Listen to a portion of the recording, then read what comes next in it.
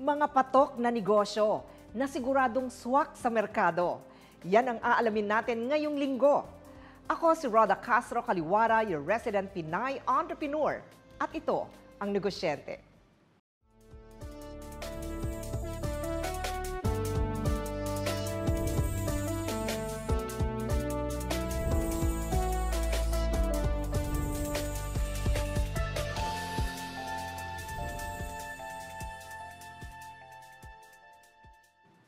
Ang kanyang hobby turned negosyo started at the age of 40. Kilalanin natin ang best-selling author and mompreneur na si Michelle. Welcome sa ating segment ng Mompreneur, where we invite moms who not only manage their households but also their business. We're so privileged to be able to speak with an amazing mom, talented author, and poet who has released more than one bestseller on Amazon. Lucker. This is her latest novel. Pero bago natin pag-usapan ang iyong profesyon as a writer, can you share with us a bit about your family? Well, I'm a mom of 4 grown-up girls actually. And I tell you, hindi madaling magpalaki ng 4 na matatalino at magagaling ng mga anak. Okay. Hindi.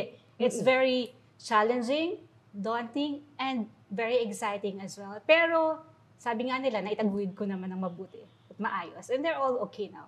4 children, all girls. Yes, all girls. And I learned na 19 is the youngest. Yes po. At you lived in Malaysia for 4 years. Yes, yes. May mga challenges ba? Raising your children in a foreign country pa.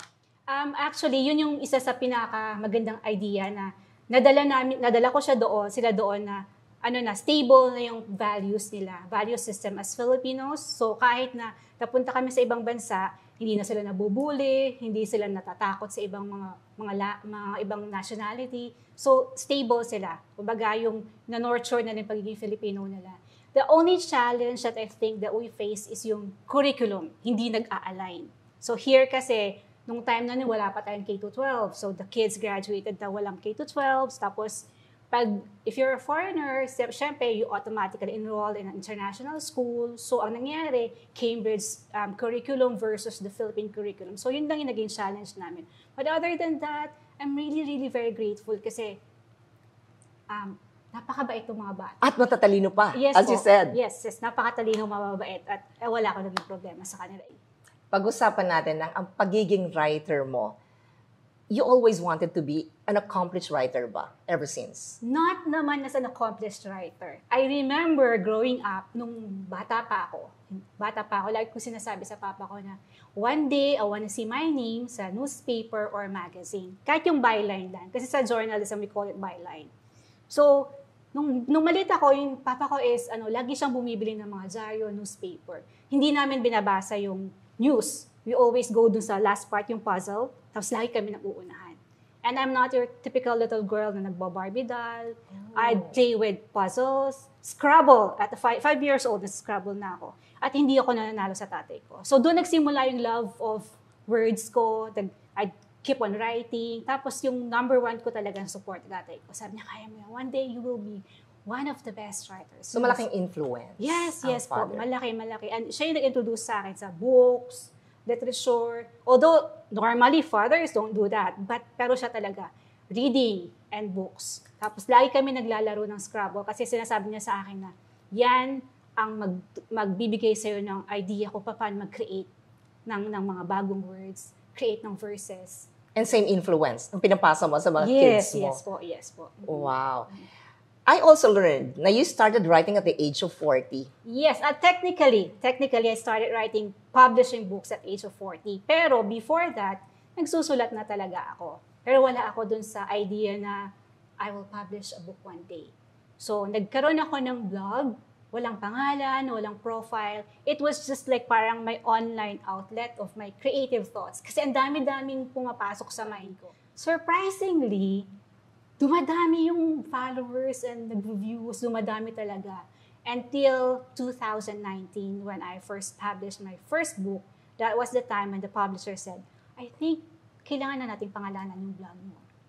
Yun, doon nagsimula yung talagang publishing career ko na per se. Do you think you started late na? Or may mga regrets ka ba No na naman. nag-start ka at the age of 40? Or any advice mo sa mga negosyante, sa mga moms out there watching us right now na Alam mo, Miss Roda, sorry. Alam mo, dati sinasabi na sa akin na, super achiever ka na nag-aaral ka. So we expect you to be someone, somebody at your 20s, 30s, ganun. But it didn't turn out that way. Inuna ko yung pagpapalaki sa mga anak ko. I think it's more of, kasi na-fulfill ko na yung gusto kong gawin para sa mga bata. So hindi naman too late talaga na fulfill mo rin sarili mong dreams. Wala na kasi ako dun sa point na, may gagawin pa ako para sa mga bata, so I need to do this. Wala na rin ako sa point na, I need to prioritize this, so hindi ko muna gagawin to. I'm already at the point in my life na I can focus on my career or on my writing. So I think that's also the reason why na parang everything is okay, smooth siya. And in just a span of 5 years, 10 books. And then 5 out of 10 are all bestsellers. So not necessarily pushing your dreams aside muna para palakihin ang mga anak mo? No naman, not necessarily like that. Ang lagi ko na sinasabi, while waiting for that to happen, you have to prepare yourself. And ako, I did a lot of preparation. Ano yun? I did not stop writing. For the last 20 years after graduation, I did not stop writing. I tell you, Roda, I write every day. Wow. As in, there is always one new poem every day. So if you follow me on my blog, on my social media pages, araw-araw may bagong poem. Grabe. At lagi tinatanong nila sa akin, saan nanggagaling yan? Saan mo kinukuha yan? I was about to ask that question Well, as sa'yo. what I've said po, kasi lahat naman na nakikita natin ngayon, there's always something to talk about. May story yun True. May kwento. Kahit saan ako maupo, saan ako mapunta, I write something about someone or somebody or something na nakikita ko. So yung bag ko puno ng mga resibo ng grocery stores, cafe, tapos kahit nakapila ako sa grocery store, yun, nagsusulat ako. And then at the end of the day, titingnan ko siya, anong maganda dito? And sometimes also, may kausap ako, may nag-spark na idea. Totoo yung sinasabi nila na somewhere, somehow, may lalabas na magandang idea. And lahat ng mga nagawa ko na sulat, yun na yun, product lang siya talaga ng conversation with people, ganon. Masyado lang akong inquisitive, imaginative. I write anything and everything. Let me tell you this, you're very inspiring. Thank you so much. Maraming salamat sa oras mo. But any message pa or advice sa ating mga mompreneurs watching us right now, like, sabihin mo na wala pala sa edad para mag-start kung ano yung passion, kung ano yung gusto natin. Yes, totoo yan. Hindi naman ibig sabihin na hindi ka nagsimula ng bata pa with your career, with your passion, wala ka ng kinabukasan. Like me, I started late, 41 technically. So who would have thought, not 41, pwede pa rin pala akong maging social media influencer. Sabi nga nila, kasi I've had so many followers on social media na. Apart from that, so maraming nakakabili ng book, maraming nakakakilala sa'yo. It's never too late. It's never too late to reach for your dream. Lagi ko sinasabi yun, dreams do come true. They really do. You just have to wait for the perfect timing. If you want something, you have to be deserving of that something. Kasi ako, feeling ko pakiramdam ko lang. Kaya binigay sa akin this success in just 5 years because I literally gave up my career para dun sa magandang pagpapalaki sa mga bata, sa mga anak ko. So parang, you have to give up something to gain something. Ganun lang yun. You cannot have it all at the same time. So biggest takeaway, it's never too late to pursue one's dreams. Never. Kahit ilang edad ka. Yes. Or kahit anong edad ka, I should say. Yes. Maraming salamat for your time. Michelle Ayon Navajas. Thank you so much. Thank you. Maraming salamat. Ang ating takeaway sa journey ni Michelle, pagdating sa negosyo, it's never too late to start. Magbabalik ang negosyante. A coffee business that also supports a community of food vendors. Yan ang kwentong negosyo ni Christine. Hi, I'm Christine Antonio. I own Kapelipino. Professionally, I am an architect. So, I started Kapelipino noong year 2020. Bale, nag-start talaga ako mag-business kasi coffee lover din ako. Tapos, bukod sa being a coffee lover, gusto ko rin makatulong sa coffee farmers natin, lalo-lalo na sa mga Filipino farmers natin. Tapos, By February 2020, nag-start na ako mag-aral about coffee. And then, nagka-pandemic nga. So, hindi na tuloy yung coffee shop na physical coffee shop with cafe sana. And then, so, since we have design and construction company, nung time na nag-pandemic, nag-hold din yung mga projects namin. So, wala kaming income. So, nag-isip kami mag-asawa ko ano pwede naming maging income habang walang mga design construction nung time na yun. So, since nakapag-start naman na ako mag-aral about coffee, sabi ko, ituloy na lang natin yung coffee business. Pero, in online lang muna, like sa mga social media platforms. By June 12, 2020, dun na kami nag-start na mag-post. So, ayun, from there, nag-start na siya na sa awa ni Lord, tuloy-tuloy naman na yung mga orders. Bukod sa coffee, nagbenta rin kami ng mga sauce and syrups, and then mga milk, honey. Yung honey namin na Philippine source din. So, as much as possible, sana lahat ng products namin is Philippine products, since nga pinopromote namin is yung Philippine coffee. Nung time na nag-Burr-months, gumawa kami ng mga gift packages para pwedeng pagregalo. So, bukod dun sa gift packages, we can also specially curate mga gift packages based on your budget. Tapos, we can personalize it din. Like, if you have your own company, you can put your logo on the packaging. I joined mga food groups like Let's Eat Pare. So from there, I joined the vendors nila, yung official Let's Eat Pare vendors. So from there, pinayagan na nila kami mag-post ng mga products namin, mga packages namin, mga promos namin. So from then, nakatulong po talaga yung mga food groups like Let's Eat Pare. Nung nag-open up na yung market, medyo nahirapan na talaga kami kasi yun nga, bumaba yung sales namin, yung mga tao naglabasan na, mas madali na sa kanilang bumili ng mga coffees. Syempre, makakapag-grocery na sila basta-basta. So yun nga, what I did, mas nagsipag ako mag-post sa mga social media platforms na may ganito kami mga promo, and then we innovate na we can personalize those packages nga na you can use it as giveaways. Don't stop innovating mga products. Think something na kakaiba sa ibang business. Like yun nga, like we do personalization ng mga gift packages. So far yun yung mabenta talaga sa amin ngayon, lalo na this season. Hi everyone! Iniimbitahan ko po kayo na itry ang coffee namin, Ka-Pilipino. We have Arabica, we have Barako.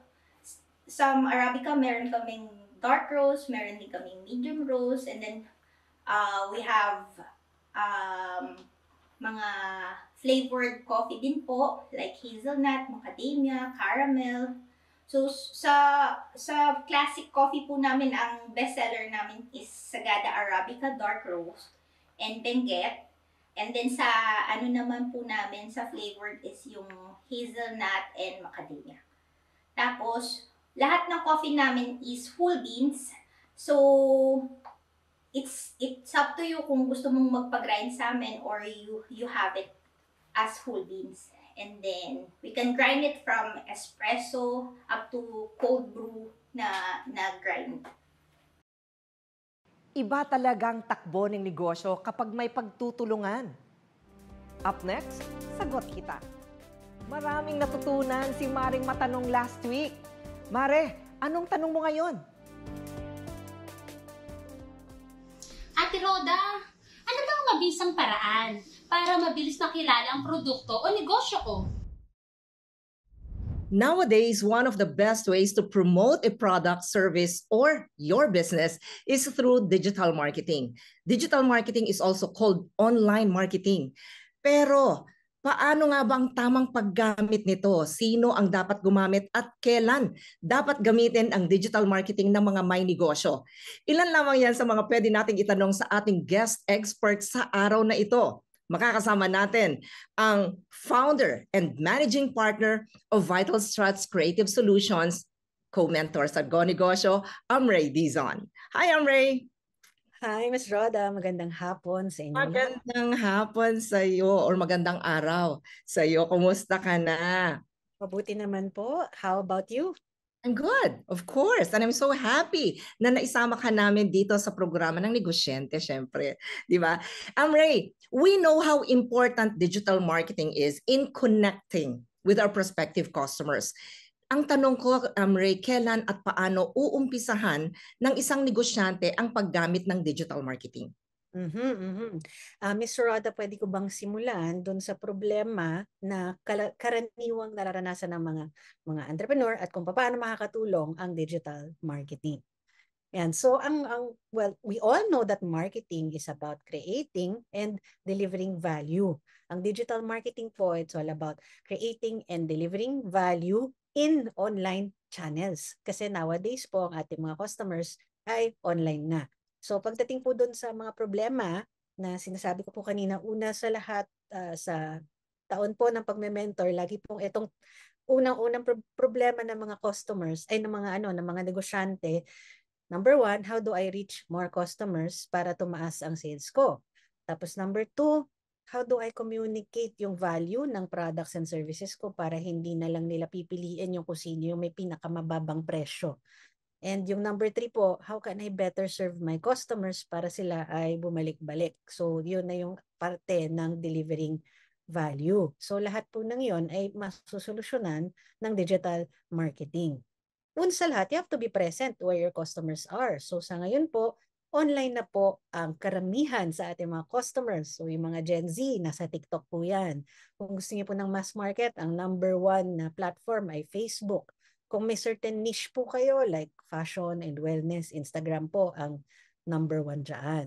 So yung digital platforms, ito yung lugar kung saan niyo pwedeng ma-showcase na kayo ay better or different from your competitors. So through digital platforms, maipapakita niyo yung mga photos or videos to prove that your products and services have good quality. You can also use yung mga reviews and testimonials as proof points na excellent ang service po ninyo. Alam mo, unang tanong pa lang yun, pero ang dami ng insights, ang dami ng information. Ako, punong-puno na tayo. Pero sandali, Amray, may mga nabanggit ka kanina ng mga strategies din na pwedeng gamitin, di ba? When we say digital marketing. Pero sa tingin mo, Amray, which one is the best and most effective na strategy pagdating sa digital marketing? Pagdating po sa digital marketing, case to case po yan kung sino po ang target market ninyo at nasa ang stage na po ang inyong negosyo. So kung ang negosyo nyo ay nagsisimula pa lang, nasa awareness stage pa lang po kayo. Magpapakilala pa lang po kayo. At kung kayo ay nasa awareness stage, best po dyan ay ang social media.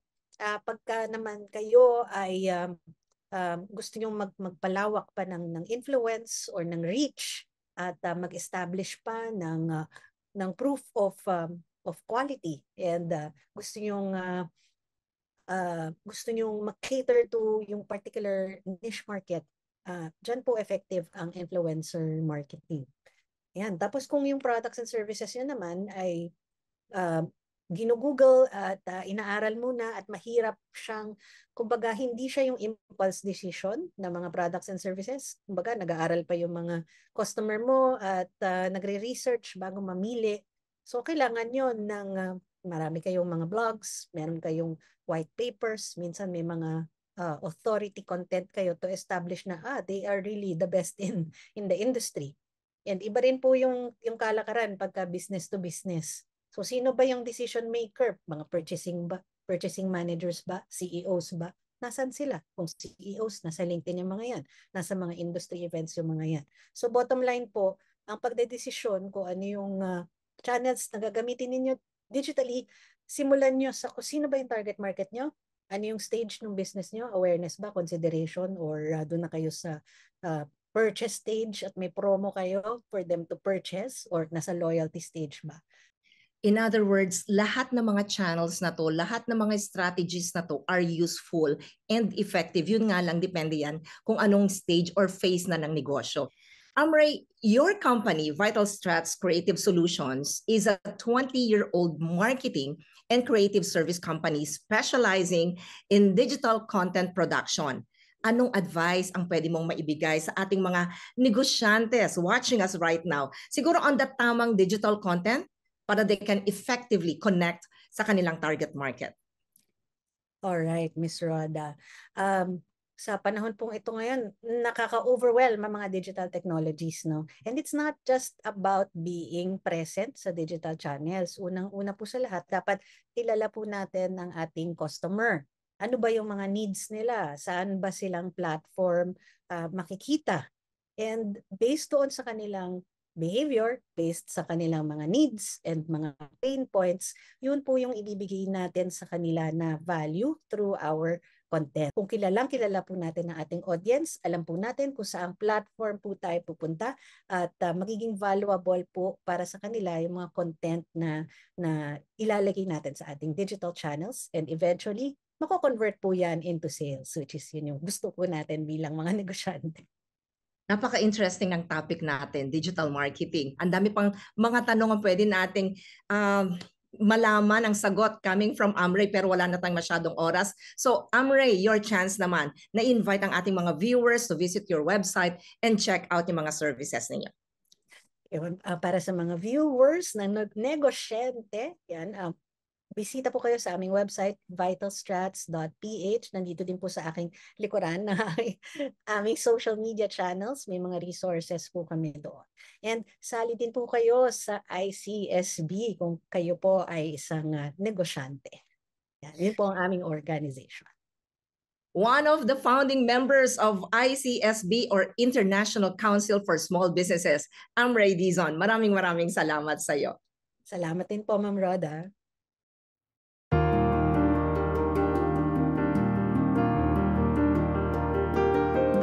Sana marami kayong nakuhang aral sa araw na ito. Magkita-kita ulit tayo sa susunod na linggo para sa isa na namang usapang negosyo. Ako si Roda Castro Kaliwara na naniniwalang pag may negosyo, may trabaho. See you next week.